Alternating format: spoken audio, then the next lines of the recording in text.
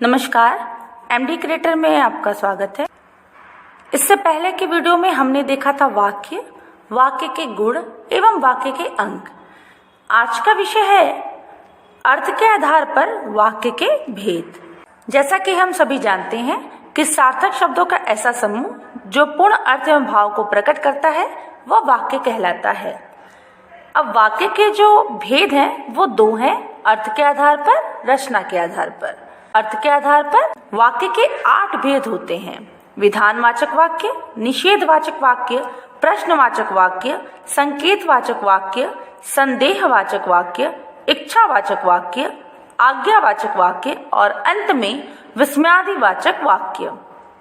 पहला, विधानवाचक वाक्य।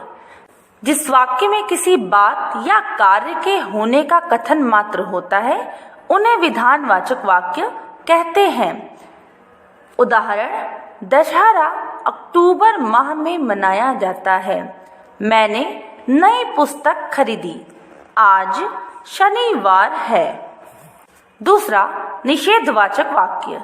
जिस वाक्य में किसी बात या कार्य के होने का निषेध होता है उसे निषेधवाचक वाक्य कहते हैं। ऐसे वाक्यों को नकारात्मक वाक्य भी कहते हैं। उदाहरण, आज रामलीला नहीं होगी। मैं कल कार्यालय नहीं गया था। वह परीक्षा में शामिल नहीं होगा। तीसरा, प्रश्नवाचक वाक्य। जिस वाक्य के द्वारा प्रश्न पूछा जाता है उसे प्रश्नवाचक वाक्य कहते हैं। इसको बोलते समय विशेष स्वर का प्रयोग किया जाता है तथा लिखते समय ऐसे वाक्यों के अंत में प्रश्नसूचक चिन्ह लगाया जाता है। उदाहरण, तुम किस विद्यालय में पढ़ते हो? आप कहाँ रहते हैं? क्या आप कल से यहीं थे?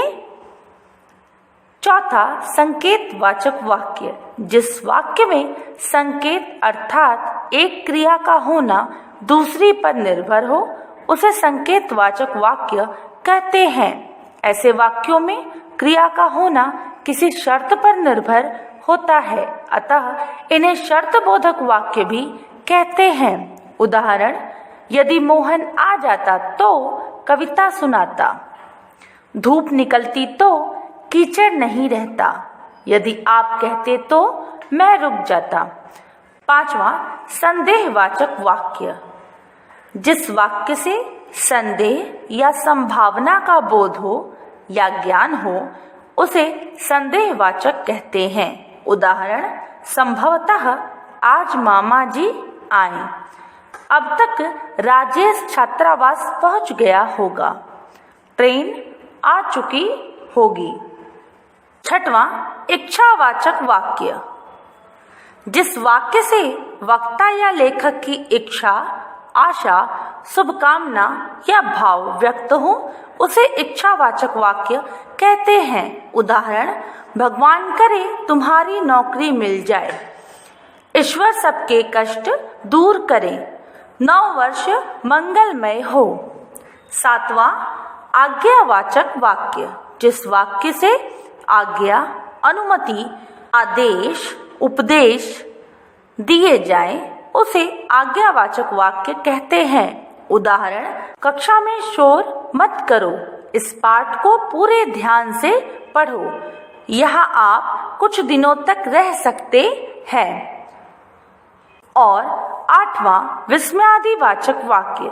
जिस वाक्यों से हर्ष, विस्मय अर्थात आश्चर्य, घृणा आदि भाव व्यक्त होते हैं उसे विस्मयादिवाचक वाक्य कहते हैं। उदाहरण, वाह तुमने सबको खुश कर दिया।